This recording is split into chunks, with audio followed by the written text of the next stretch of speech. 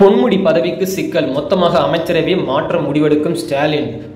திமுக கோட்டையில் ஏற்பட்ட மிகவும் பரபரப்பான முடிவு. சீனியர் அமைச்சர்களின் பதவிகளை பறிக்கப்பட்டு அவர்களை கட்சி வேலைக்கு அனுப்பப்படலாம். அதற்கான யோசனையில் முதல்வர் ஸ்டாலின் இருக்கிறார் என கோட்டை வட்டார தகவல் வருகின்றனர். வரிசையாக மூத்த அமைச்சர்கள் வழக்குகளில் சிக்கி வரும் நிலையில் முதல்வர் ஸ்டாலின் இந்த திட்டத்தில் இருப்பதாக கூறப்படுகிறது. வருமானத்துக்கு அதிகமாக சொத்து சேர்த்த வழக்கில் அமைச்சர் பொன்முடி, அவரது மனைவி விசாலாட்சி ஆகியோரை விடுதலை செய்து சிறப்பு நீதிமன்றம் அளித்த தீர்ப்பை சென்னை உயர்நீதிமன்றம் ரத்து செய்தது. 2006 முதல் 2011ஆம் ஆண்டு வரையிலான திமுக ஆட்சியில் உயர் கல்வித்துறை அமைச்சராகவும் கனிம வளத்துறை அமைச்சராகவும் பதவி வைத்த அமைச்சர் பொன்முடி வருமானத்திற்கு அதிகமாக 1,75,00,000 ரூபாய் அளவிற்கு சொத்து சேர்த்துள்ளதாக லஞ்ச ஒழிப்புத்துறை தரப்பில் வழக்கு பதிவு செய்யப்பட்டது. இந்த வழக்கை விசாரித்த விழுப்புரம் மாவட்ட சிறப்பு நீதிமன்றம் வழக்கில் குற்றம் சாட்டப்பட்ட பொன்முடி மற்றும் அவரது மனைவி விசாலாட்சி மீதான குற்றச்சாட்டுகள் நிரூபிக்கப்படவில்லை என கூறி இருவரையும் விடுதலை செய்து 2016ஆம் ஆண்டு ஏப்ரல் மாதம் தீர்ப்பளித்தது. இந்த தீர்ப்பை அடுத்து லஞ்ச ஒழிப்புத்துறை தரப்பில் 2017ஆம் ஆண்டு சென்னை உயர்நீதிமன்றத்தில் மேல்முறையீடு மனு தாக்கல் செய்யப்பட்டது. இந்த வழக்கை நீதிபதி ஜி. ஜெயச்சந்திரன் விசாரித்தார். இதில்தான் அமைச்சர் பொன்முடி, அவரது மனைவி விசாலாட்சி ஆகியோரை விடுதலை செய்தது. சிறப்பு நீதிமன்றம் அளித்த தீர்ப்பை சென்னை உயர்நீதிமன்றம் ரத்து செய்தது. பொன்முடி குற்றம் செய்ததை உறுதி செய்த ஹைகோர்ட் தண்டனை விவரங்களை அறிவிப்பதற்காக வழக்கின் விசாரணை வரும் 21ஆம் தேதிக்கு தள்ளி வைத்து நீதிபதி அன்றைய தினம் அமைச்சர் பொன்முடி, அவரது மனைவி விசாலாட்சி ஆகியோரை நேரிலோ அல்லது காணொலி மூலமாகவோ ஆஜராக வேண்டும் என்று உத்தரவிட்டார். ஏற்கனவே அமைச்சர் செந்தில் பாலாஜி சிறையில் இருக்கிறார். ஏவாவாய், வேலு உள்ளிட்ட அமைச்சர்கள் அமலாக்கத்துறை, அதனைத் தொடர்ந்து வருமான வரித்துறை விசாரணை வளையத்தில் உள்ளனர்.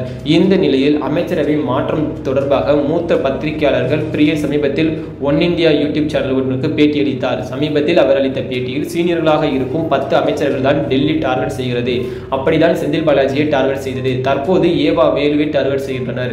இடையில் பொன்முடி டார்கெட் செய்தார். இப்படி சீனியர்களை இருக்கும் 10 பேரை தான் டார்கெட் செய்து வருகிறார்கள். சீனியர்களாக இருக்கும் நபர்கள் தான் டெல்லியின் பொறியியல் சிக்கியுள்ளனர். இவர்களை கைது செய்து கூட வாய்ப்புகள் அதிகம் உள்ளது. சீனியர்களை கைது செய்ய மொத்தமாக கட்சியை முடக்கும் திட்டங்களில் இவர்கள் ஈடுபடலாம். அதனால் ஆட்சிக்கு கெட்ட பெயர் வரும். தேர்தல் நேரத்தில் பாஜக இந்த திட்டத்தை களமிறக்க நினைக்கலாம். இப்படி செய்து ஆட்சிக்கு சிக்கல் ஏற்படுத்தலாம். திமுகவிற்கு களங்களை ஏற்படுத்தும் என்று நினைக்கலாம். அதற்கு பதிலடி தரும் விதமாக ஸ்டாலின் மனதில் இன்னொரு திட்டம் உள்ளது.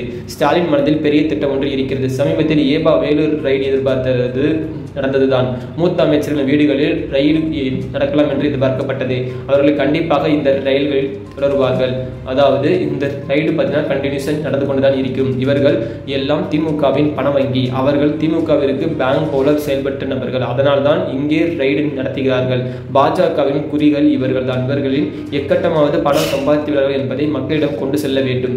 அது மட்டும் இல்லாமல் மற்றபடி ரயில் மூலம் எதுவுமே நடக்காது. அதனைத் தொடர்ந்து திமுகவிற்கு பணம் செல்லக்கூடிய என்பதை மனதில் வைத்து பாஜக இந்த ரைடை ஏவி விட்டுள்ளது. இதற்கென பதிலடி கொடுக்கும் விதமில் ஸ்டாலின் திட்டத்தின்படி முதலில் இருக்கும் 10 சீனியர்களை பார்ட்டி வேலைக்கு இறக்க உள்ளார். தேர்தல் பணிகளை கொடுக்கலாம், மந்திரி பதவிகளை பறிக்கலாம், அவர்கள் கட்சிக்கு முன்னே கொண்டு வரலாம், இளம் நபர்களை அமைச்சர்களாக ஆக்கலாம், சீனியர்களுக்கு கட்சியில் முன்னுரிமை அளிக்கலாம். அது மட்டும் இல்லாமல் இளம் எம்எல்ஏக்கு அமைச்சர்கள் பதவிகளும் இளைஞர்களுக்கு அமைச்சர்கள் பதவிக்கு கொண்டு வந்து மாற்றம் செய்யும் என்று ஸ்டாலின் திட்டமிட்டுள்ளார். இந்த ஐடியாவில் ஸ்டாலின் இருப்பதாக எனக்கு தெரிய வந்துள்ளது.